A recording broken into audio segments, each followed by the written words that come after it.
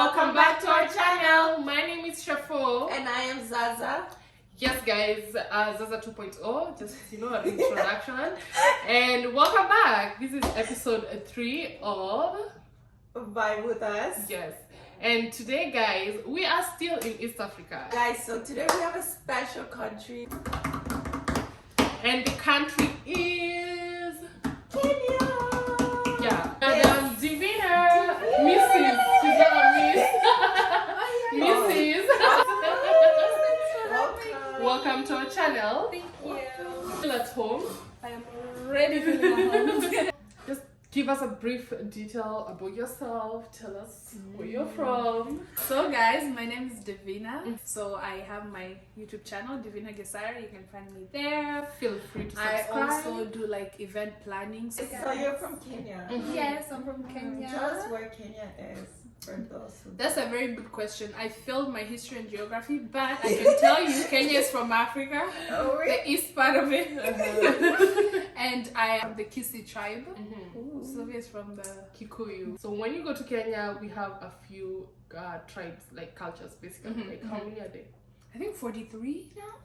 40. Please correct me if I'm wrong. He's one more. When I left 42. I think it was 42, but lately I've had people say 43. I can't tell you which one is this new one they say. Okay, but let's stick with the history that we learned in school. It's 42. When we left Kenya, it was 42. So let's just say 42. Like, what are you guys well known for? Well known for, I would say that when it comes to sports mostly, we're well known for running. Like the marathons and all that good stuff. They practice on the highlands, so I feel like that's where that would be mostly like if you come to Kenya, and even most times when I've asked people about Kenya, the first thing they will say is, "You people run, you people run." Or someone sees you with one of these and they're like, I think I forgot mine today. The moment I forgot mine, guys, sorry. This is what distinguishes you from other black people. Yeah,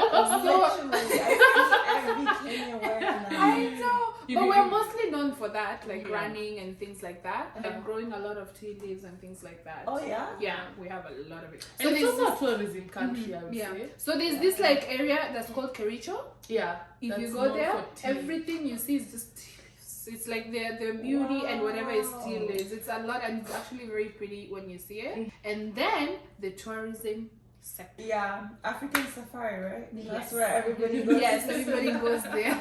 Funny story, that's where I actually went for my honeymoon. It was amazing. Yeah. So if like someone was to visit Kenya, I would tell them one place they should miss is the Masai Mara. Like we have different places that have all these things like safari that you can do, like the Nairobi National Park or the Sereni National Park. But when you go to Masai Mara, it's like the bigger version of it, and it has anything you can think of. It's right there. So you don't pay for stuff anything. in Africa, guys. Like literally, like a lot of us dream to go to South America to do all this, where we can go bring it back to to our own land. So like knowing this is really interesting. Yeah. Another thing is like when you think about Kenya, you think about the Maasai. Yes. Like I know a lot of people just know the word Maasai, but like where I don't know what you're talking about. I know, right? Like well represented. Like what tribes or like who are they? What should I call the ancestors of Kenya, right? Yeah. Oh, that's what they're the ones well who known. like began it, and they are the ones who actually really held held to their it. culture until today. Yeah. So you mostly, if you want to differentiate between the Turkana and the Maasai always have this red blankets and whatever.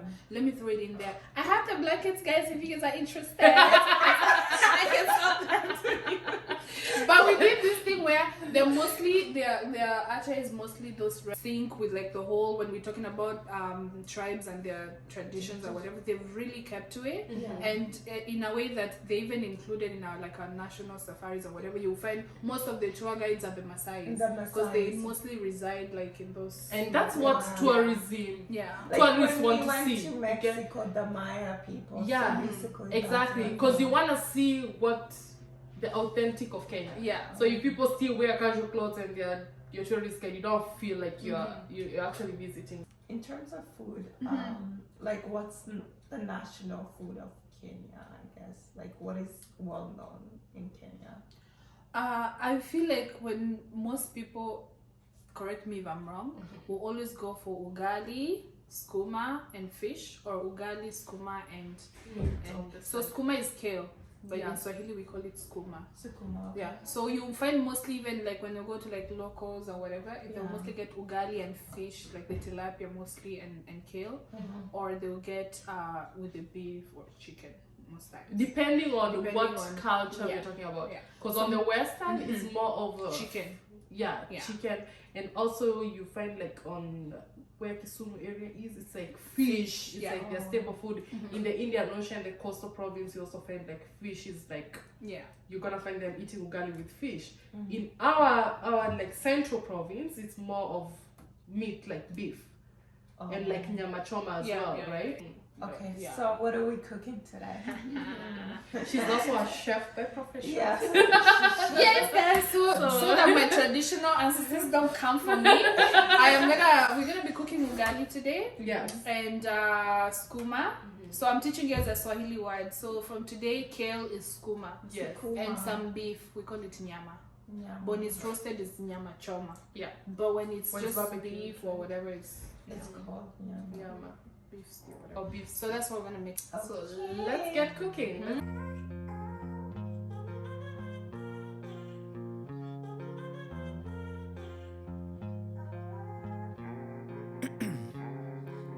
Ice in my veins, I've been driving this train. Years in this lane, there's no stopping this flame. Cause I came to the game and I changed it to play how I like, rearranged it to my own domain. Yeah, I got what it takes, made lots of mistakes, taking shots, skipping breaks, feeling lost, feeling great, popping off, singing straight, never stopped, never changed. All the squad here to play and I've got something to say, yeah.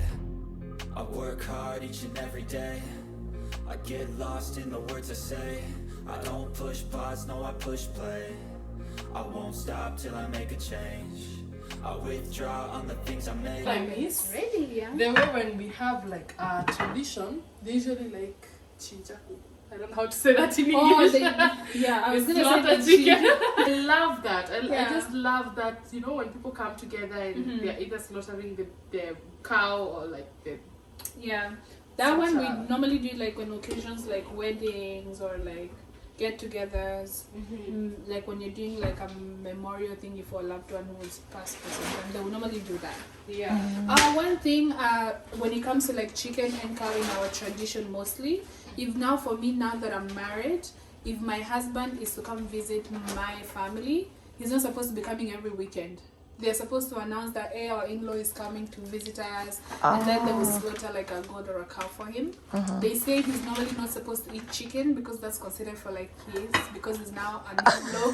Because he's an in-law of the family, he's supposed to be. We're supposed to feed him like a cow quality. Or a goat. Quality. What? Yeah. Of Anyway, course, the ugali. Yeah, so you want me to help me? you? Yes, please. It's been like So what are you using, Sylvia? What type of flour is that? corn flour. Turn it around so called- we see to make it easy. Yeah, it's called Nupak, just white corn flour, corn meal. So But you can use the get it? yellow one too. You can even use millet.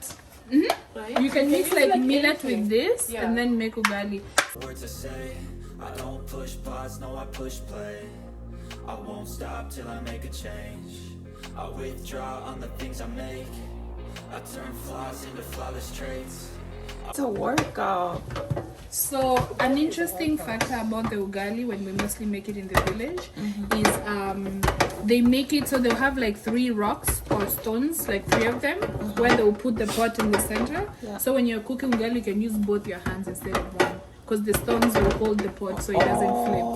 Zaituna should cook like the rest of the ugali. But now you see it's firm, so good luck. I can't even lift it up. What am I supposed to do? You're supposed to turn it so it can cook. What the hell? Why is it so hard? So it's funny because when Nigerians make their own, is like very nice Very and soft. I think they add butter or something. No, they actually don't. They use the pounded yam. They just be mixing fast. We're gonna have a Nigerian. Good job, very soon. Zaituna. They're gonna tell us. Flip the whole thing. Keep going. It has to cook. Otherwise, if it stays like that, it's only the bottom. It's gonna burn at the bottom. Yeah, it's only it's cooking. So you just dip your muiko. This is called muiko, guys. And then I And it has a specific shape. It's not just any Yeah, I cooking was gonna spoon. say when it comes to cooking the ugali, this part needs to be a little wider. Exactly. To be holding to be able nicely to and flip the and ugali. flip your ugali. So you wanna make a heel. I And you wanna make Sylvia's sure hand is just doing the. I make ugali, but like I'm not that passionate. Hold the pot. Are you at? Oh my god! It looks like a cake, like the top of a. Then you hold it and then you flip it. Oh, you have to cook the other side. Yeah. So my water comes through, especially this process.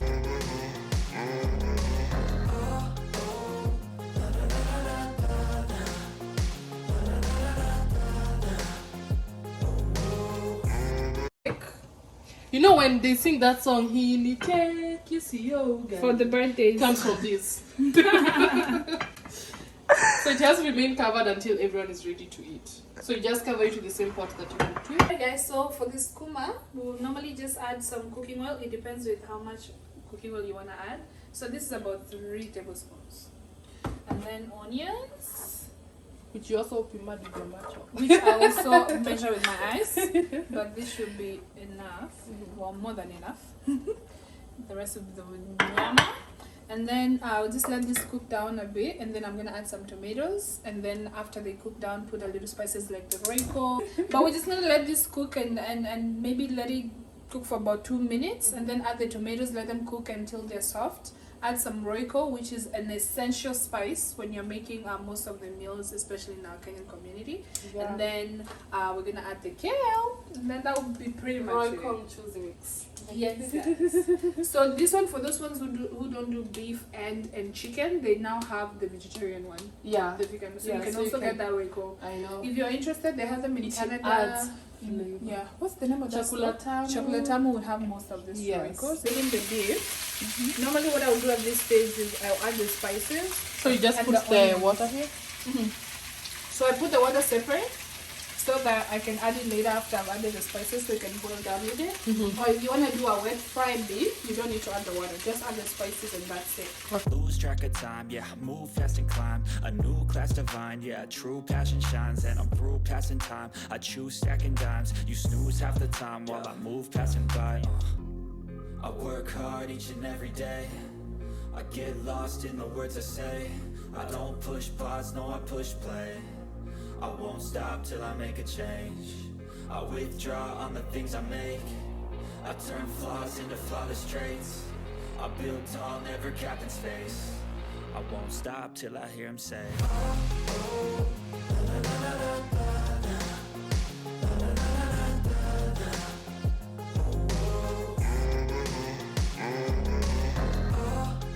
We're gonna add the Royco.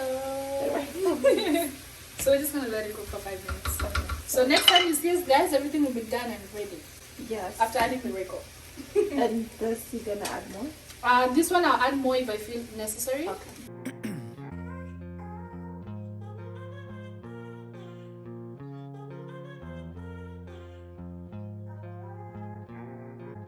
So you normally put the ugali first before this, and then the second part is you serve the man of the house first. You see how it's smoking hot? I'm so modern that thing sometimes.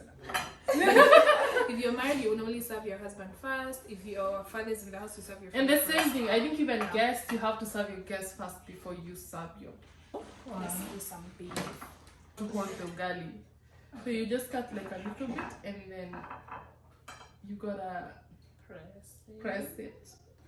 And Form then the- make like a little Yes. thingy to Yeah. Ah, gotta- you see? Ooh. You got it. You gotta make that. And then grab your skooma or your beef.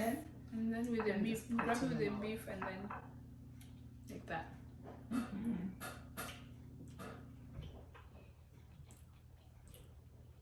You can be honest. No, it's really good. Anyways, this brings us to the end of the video. Otherwise, if we sit here, you all I gonna watch swear us I was eat. about to like finish this. I forgot we're even filming. That means it's good. Yeah. Yeah, You it's get really good. credit.